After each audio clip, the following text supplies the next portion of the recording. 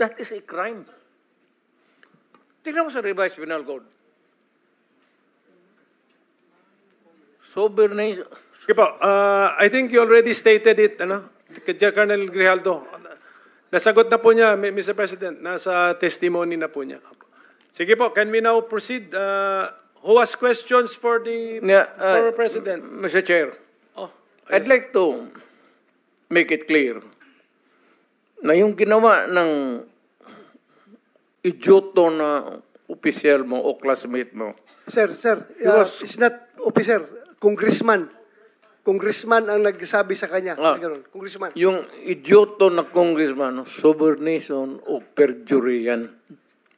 He was suggesting, the mere suggestion of what he wants you to do is already a crime.